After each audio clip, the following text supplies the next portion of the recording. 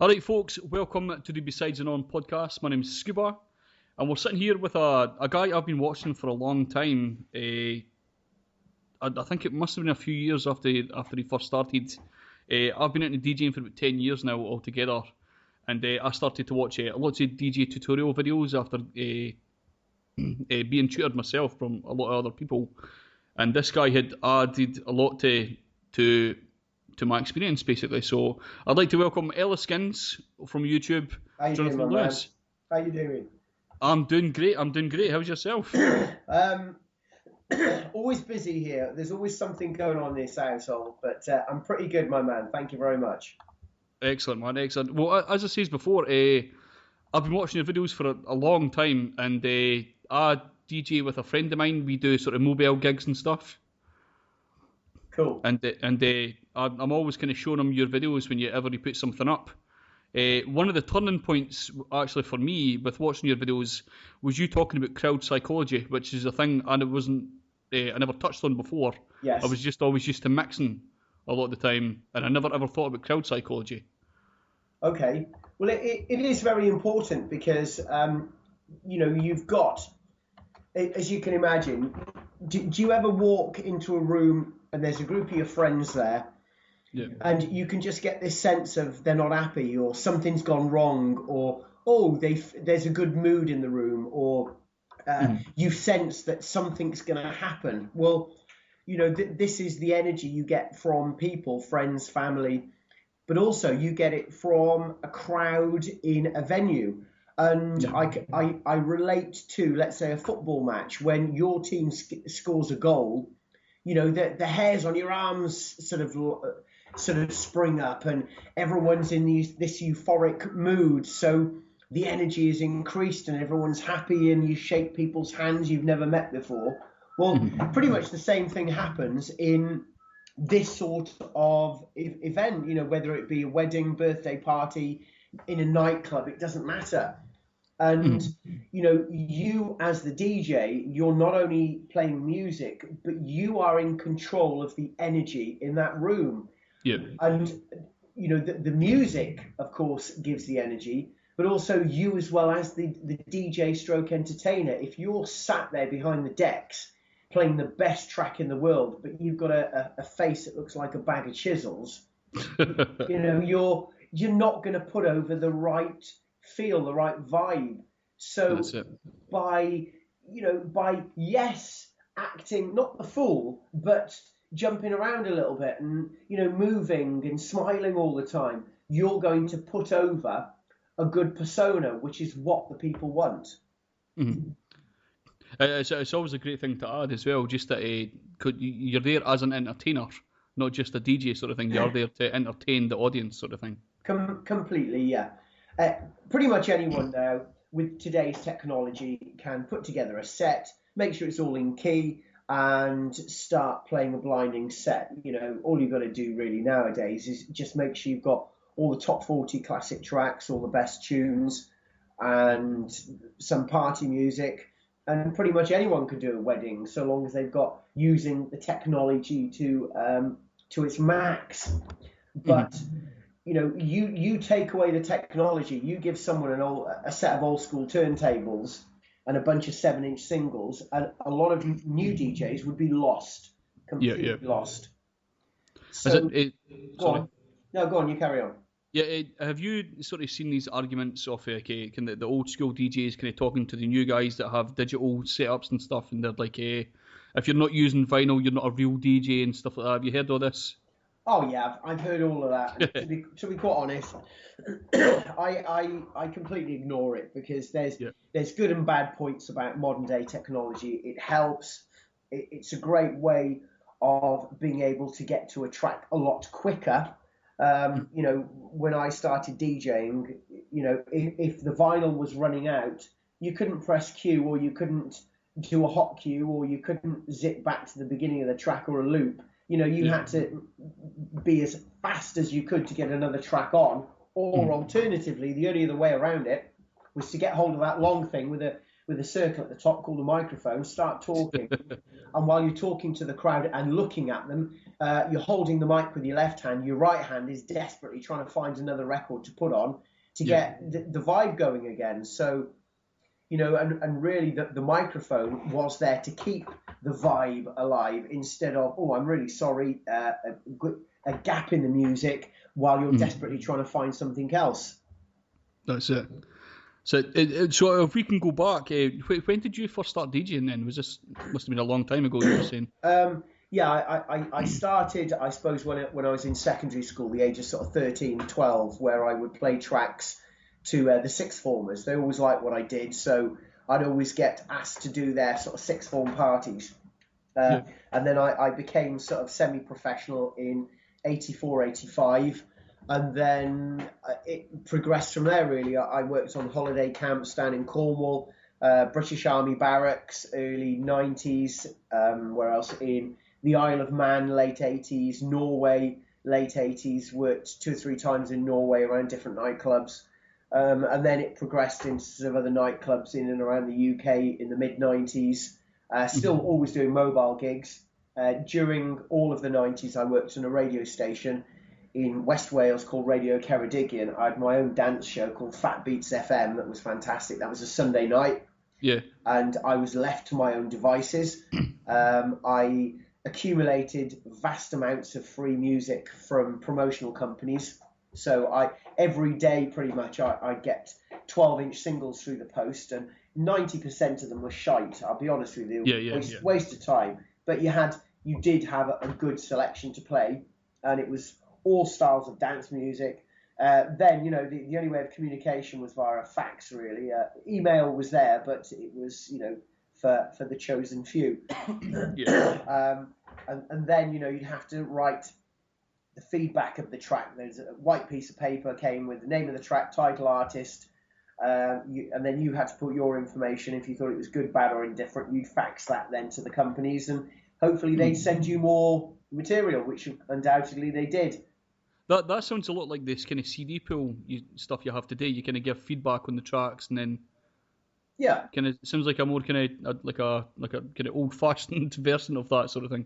Yeah, that's right. I mean, CD pool now, what they do is they send me their CDs. It's symbiotic relationship because I get free music, and in turn they get their music promoted. And some people may say, "Oh, yeah, you get it all for free." Well, I don't actually, because the time put in to producing and making these random videos, if I was paid for that, I'd be getting far more, than just free CDs.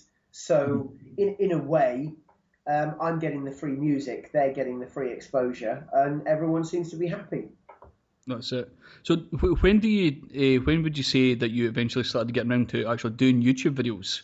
And was there a reason you actually got into it? Yeah, well, what happened was a friend of mine told me about YouTube. He said, there's this website where you can watch videos. And to begin with, I just started watching old school disco videos. It was great to finally be able to see Chic the Freak and just any kind of video I wanted. And then I looked online for DJ tutorials.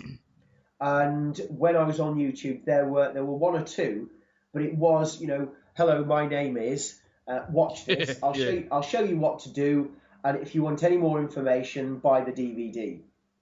So, that's a common thread nowadays as well. Yeah, so that was pretty much it. There were practically no free tutorials on the web for a DJ. I mean, I think there were 1 or 2, but it was literally 1 or 2, not 1 or 200 or 10 or 20. It was 1 or 2.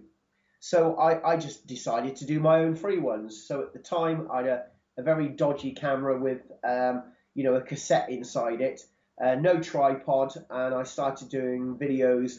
I used to put the camera on a settee, so it was off at a slight angle, and I just did some free how-to videos and stuck them on.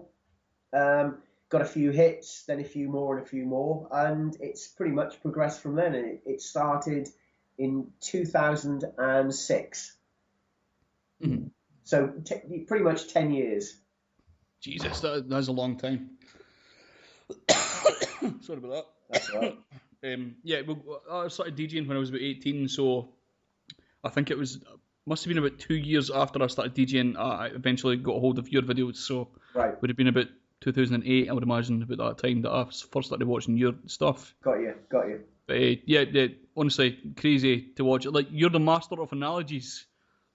I love analogies. I love them, and you know what I found is it's all well and good explaining something, and you know what you're doing with an analogy, you're able to open up a new angle of explaining. I mean, I'm even giving an analogy of an analogy now. You're able to explain something maybe in greater detail, and by giving the analogy, you're opening it up to some people who may not understand the original way of explaining it. Yep. So, you know, just like an everyday occurrence, you can explain an everyday occurrence in a way that people will understand, and they'll be able to relate to the problem that is arising, let's say. Mm-hmm. So when would you say about the time that you started being able to get stuff sent into you for reviews and stuff? Well, what happened there was this, I'm trying to think now, company in the UK that were a distributor. Mm-hmm. And I think it was beginning of 2007, they got hold of me. It'll come to me in a minute, the name. And they said, we like what you're doing, we'll send you some kit. And they sent me a bunch of Vestax kit, which was great. Nice. And when that came through the door, it was like, you know, this is real. You know, this is actually real. You know, people are appreciating what I'm doing. And it's sort of blatantly obvious that they realised, well, if we give Jonathan some free kit, people are going to see those products and then potentially buy them. But you see, what I like as well, again, a small analogy here, is a lot of people like to read a book, but most people like to watch the film. So, you know, Lord of the Rings, you can sit there and your brain can explode by reading this, you know, this brick of a book. Alternatively, you can have a more pleasurable experience by watching the film. So, of course, what I was doing with the kit, which I was letting people watch the film. So instead of having a new item and having to delve through the instruction manual trying to work out how it works, I was showing people how it worked by the video tutorials on explaining different features of the product. So, and this is why I think people liked it. And the whole concept of DJ tutorials exploded because they saw what I was doing. They thought, shit, you know, I'm a DJ, I'm at home, I've got the internet, I've got a CD player in front of me, I can do what he does. So there you go. You know, I am one for saying, yeah, hell, get out there and do it. That's it. Well, that's a thing I liked about a lot of your reviews, because you see a lot of people now, they get stuff sent in and they're kind of company hogs. Yes. Like they'll get stuff sent by the companies and they're all kind of, oh, this is a really great thing and you'll enjoy it. But you're always quite kind of laid back and just say, if it is terrible, you will mention that it is terrible. Well, I sort of disagree with you there, because I don't think I might have said, oh, it's terrible. Well, not in that way, but you would say if there are problems with it. Yes, that's right, yeah. Because a couple of people have said to me, how come you never give any bad reviews? So in other words, you know, I'll have a product and I'll say it's crap. This is crap, that's crap. Now, I have had products that I've thought of crap, but it's very simple. If I have a product sent to me and I think it's crap, I just won't review it. Right. And at one point, there was a company I won't mention, but they sent a light to me. And I went to one of the directors of the company. I actually told him, I said, do you know what? This product is crap. And he agreed with me. So there you go. So, you know, I can safely say that when I do some form of review, I will, you know, the only reason I'm reviewing it is because it is good. I feel it's good. And then if during that review there is a certain feature that I don't think is very good, I'll say, well, you know, this feature isn't that good, but then the other features are very good. So I'll never say a product's shit. I will just maybe disagree with certain features of it. Yeah. And you've also had the chance of going to America and stuff like that for different DJ conventions and stuff. Are you able to talk about that as well? Yeah, I mean, again, that's a very it's a pleasurable experience, and also to be invited to some of these functions. We all dream of going to Las Vegas, and it's one of those iconic places that you see movies, and all the stars go there. So when I first went there, it was amazing. I mean, you'd have a hotel in front of you. You think, I don't know, for example, MGM. You think, oh, it's not that far away. But you carry on walking towards it, and it would just get bigger and bigger and bigger, and then it would get bigger and bigger, and you think, how frigging big is this place? Yeah, it's ridiculous. You'd walk into it, and you'd get lost inside it, just truly amazing place. And you'd think, oh, just walk up the strip. It's sort of like 7 miles, give or take, to walk up and down Las Vegas. It's insane.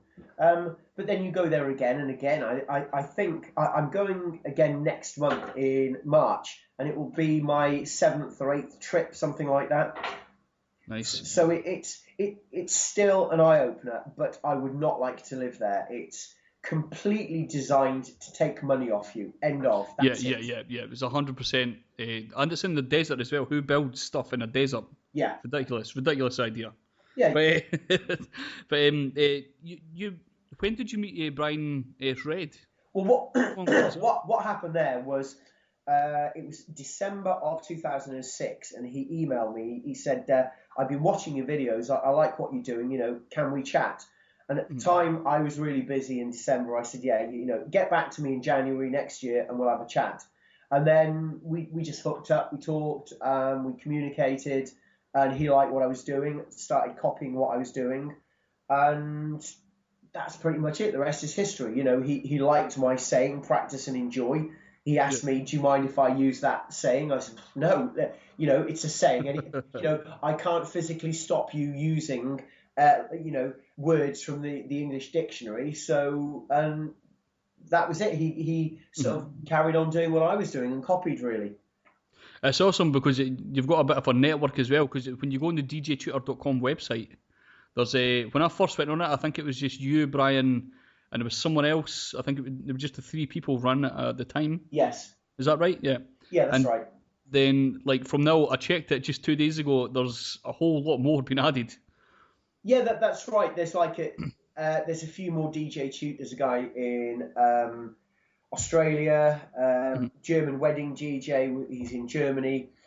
We've got sort of other, what I class as, let's say knowledgeable people.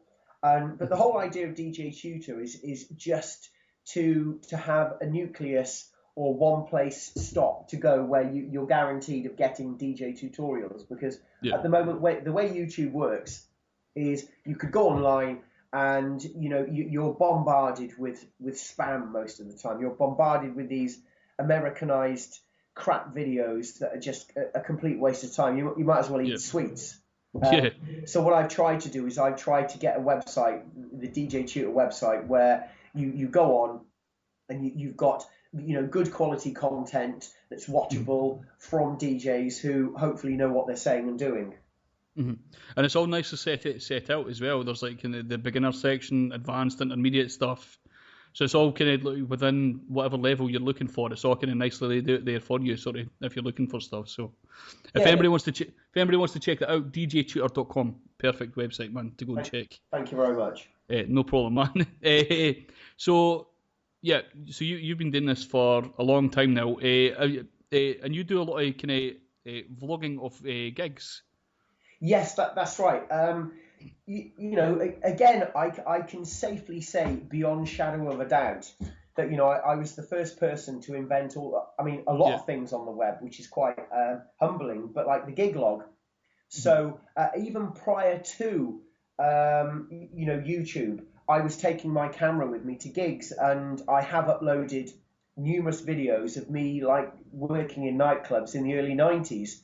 But I relate to sort of maybe 2006, 2007. I took my camera with me, and I just thought, let's go on the road, and let's film a gig, because the irony is, when you're out as a mobile DJ on a Saturday night, you have no idea what another DJ is doing on a Saturday night. So I thought, well, look, if I take my camera with me and film my gig and put that online, other people can see what I do, and then hopefully if people follow suit, I can see what they do. And again, that exploded, so that it's a great way of seeing not only your fellow DJ who lives down the road, but your fellow DJ who's halfway around the world.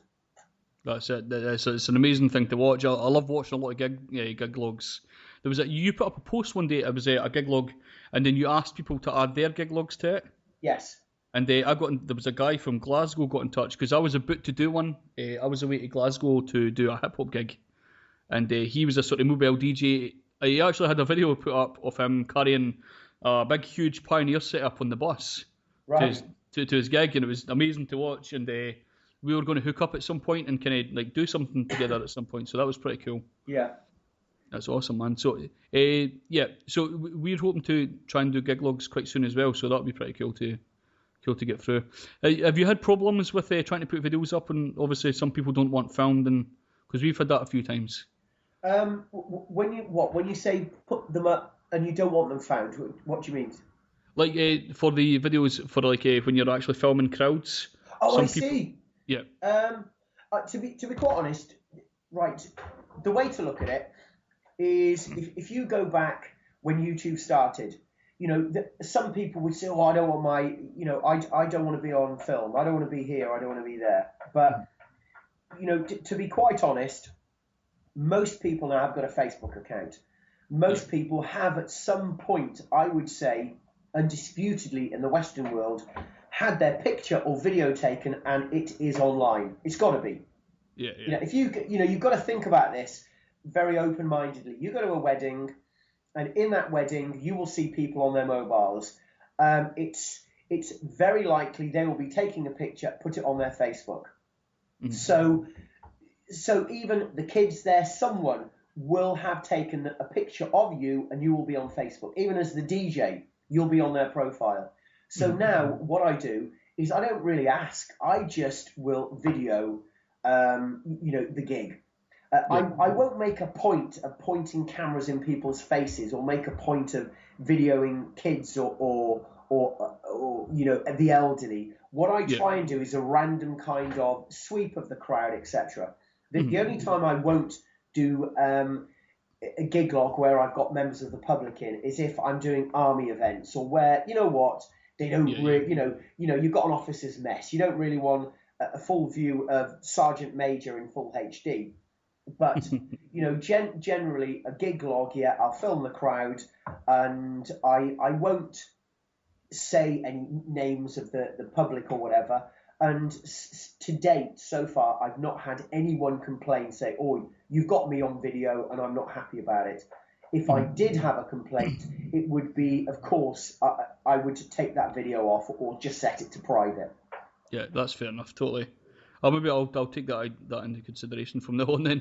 Just make sure I've got that on the go. Yeah. So, you're not one to shy away from controversy a lot of the time. You put a video up recently. It was about not that it's controversial to us, but there was people complaining about like the one you were talking about how what was the actual name of the video? It was a bit like radio play and stuff like that. You were talking about you don't listen to good music. Oh, the radio, yeah. That one, yeah. Yeah, I mean, that really does annoy me because you see, Radio 1, and no one can change my mind on this. I'm sorry, it can't be done.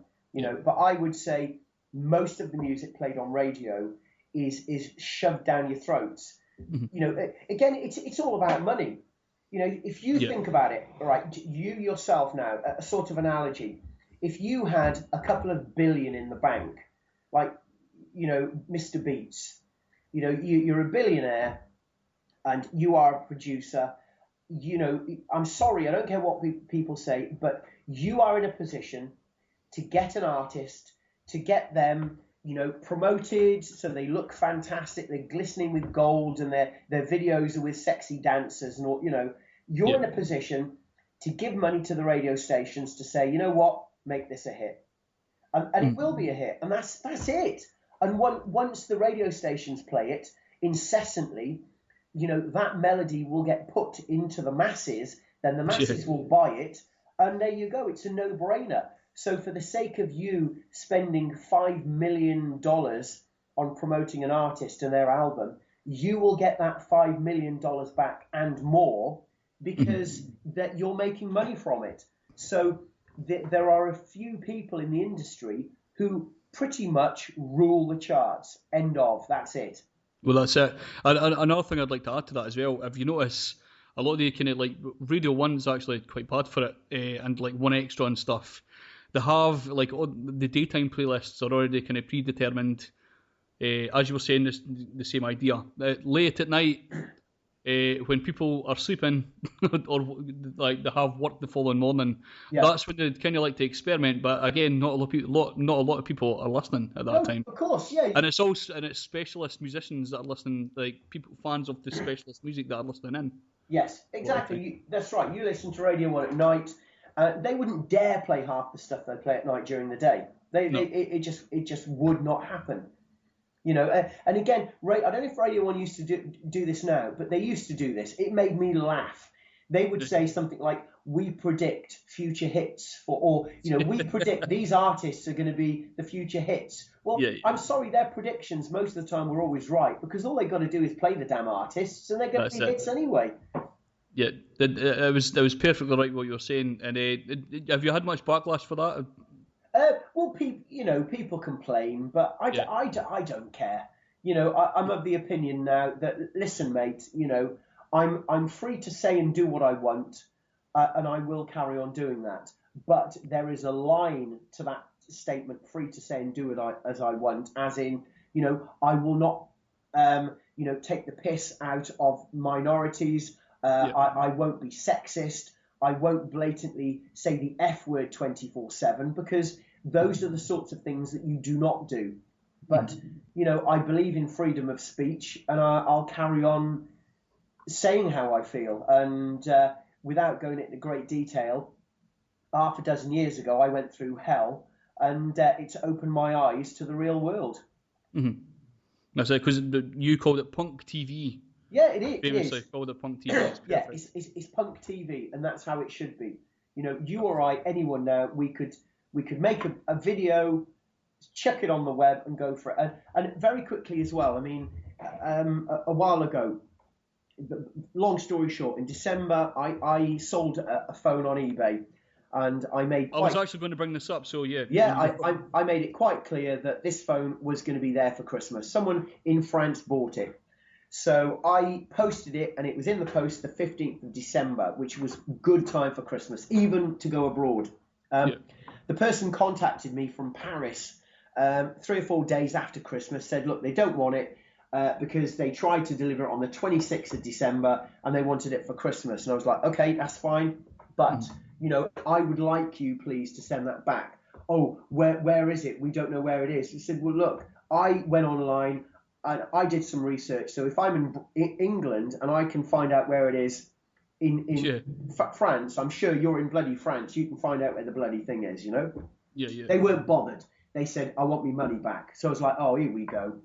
So I contacted La Poste, and they said that the item will be sent back to the person who sent it within a few weeks if the person who bought it didn't collect it. And, of course, they didn't collect it. So on the 14th of January, La Poste tweeted me, said it's been sent back. I thought, great. Perfect. A week later, didn't have it. 2 weeks, still not had it. And then eventually I find out the bloody thing's been sent to Hockley in Birmingham. Yeah. So I was livid then, because this was actually the second time I'd sold a phone or a phone had got lost. So I made this video. And of course then, you know, and I put that video online on Twitter, sent it to Royal Mail, and they were like, oh shit, we better do something about this. And they did, you know, and they found it. And they you got it back, yeah. Yeah, they found it. They sent me a picture of this item. I still haven't had it back. I'll have it back Monday or Tuesday. And what had happened is I'd had my postal address on the back. The French Post had covered that over with the, it can be posted back, you know, with just like a stamp or whatever. And then on the front of it, what I'd done, of course, to try and save money, is we'd had something from Hockley Jewellery Quarter sent here. I put the address over that, and the person who bought the phone, I put their address over that, but there was a tiny bit of the original postal address of that Hockley Jewellery Quarter. So, of course, when it had come back into the UK, the only address they could see was Hockley and the Jewellery Quarter, and yeah, so it had gone there. Right. So really, it wasn't my fault. If anyone's fault, it was the postal service in France who'd put their sticker over my, returns address. Mm-hmm. So yeah, that's pretty much the short of it. But I truly believe if I hadn't of caused up a fuss, the postal service wouldn't have been bothered, and some lucky person would have got an iPhone 5 64 gig S in Birmingham. That's it. You done a video, I think it was a couple of days ago, about the iPhone 7. Yes. You're demoing it right now, aren't you? Yeah. Well, no. All I did is I just thought, let's do a wacky video of the iPhone 7, and it was very obvious it was a load of crap. So yet people are so anal. They're like, "Oh, well, this is rubbish. You can't say this." And I'm thinking, look, get a life. Come on, this is. It's a bit of fun. Yeah, I seen when you put it up. I was like, right, obviously, right, he's taking the piss here. Exactly. And it automatically just came to my head. I was like, right, he does crazy stuff sometimes. That's one of them, right? Yeah. And then seeing the comments and people going fucking insane. Yes. It's just ridiculous. Just absolutely ridiculous, man. Yeah, but again, you've got people like that. You've just got to feel sorry for them. Yeah. Go home to mummy and suck a dummy or something. That's it. Okay, I'm actually about to end, so I'm going to ask you one question just before I go. Yep. What is the worst? Like, we get asked some dumb shit sometimes by people when they come up to perhaps ask for music or some kind of dumb request for certain things. What's the dumbest thing you've ever been asked?